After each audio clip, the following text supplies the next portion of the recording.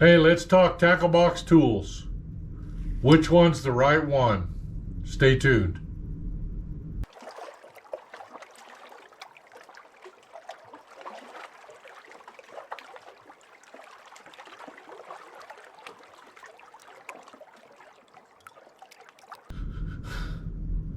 Hey, all about fishing with Big Kev. Hey, thanks for coming back to the channel. Hey, let's talk tools.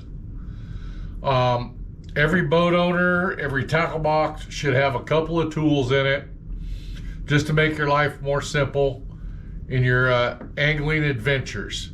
And what I'm talking about is a pair of pliers and a line cutter. So I want to show you a couple options of each one, some pros and cons of each one, and then let you pick what you think is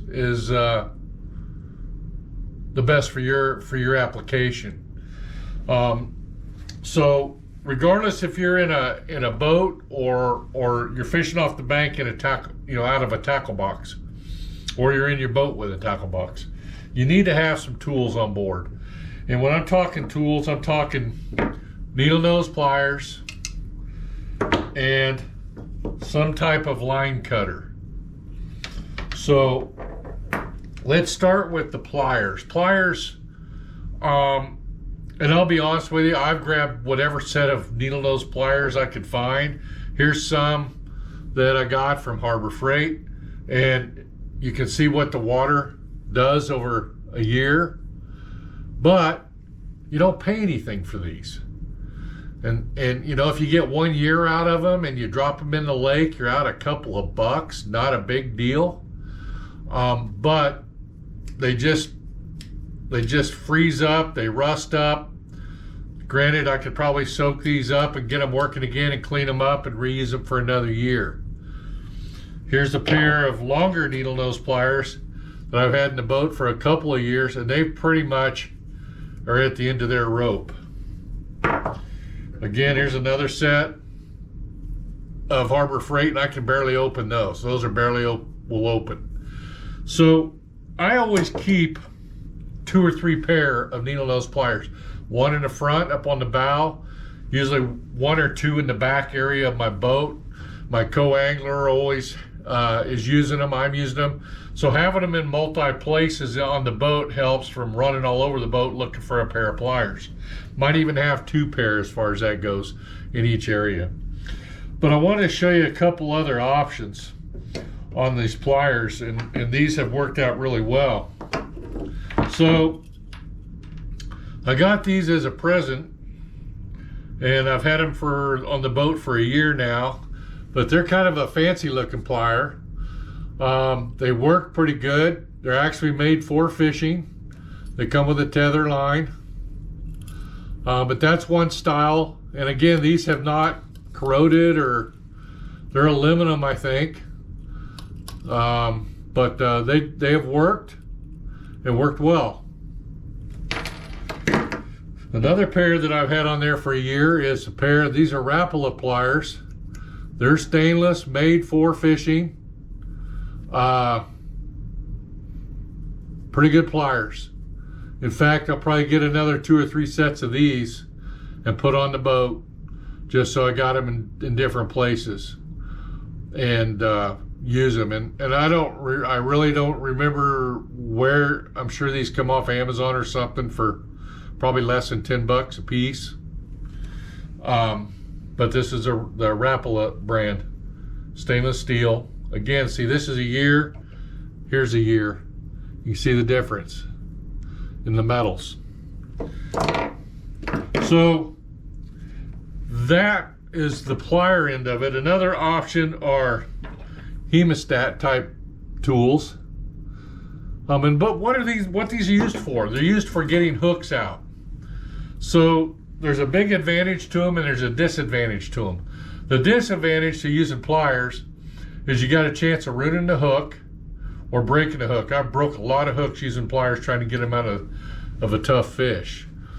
Especially your channel cat and blue cat. Their mouth area is really solid, and getting those hook sets out can be, you got to get kind of aggressive once in a while, and I broke some hooks off. But the nice advantage of it is you can retrieve that hook, especially if it's down in the throat of the fish, a little easier. Now remember, when a fish swallows a hook, you can only go so deep with it before it'll actually kill the fish by removing that hook. So if a hook's in there and you don't think it's going to work, cut the line, leave the hook in it, release the fish. It'll live. It'll digest the hook. It's just the name of the game. But if you get in there and you start bleeding that fish out, if you throw him over, he's probably going to die. He's live well material at that point. So keep that in mind when you're using your pliers digging deep in those fish. Next, I want to talk to you about cutters. So we got monofilament fishing line. We got braided line. So many people I see using their teeth, and you know, unless you just absolutely love dentist bills, that's the wrong thing to do. But they make cutters.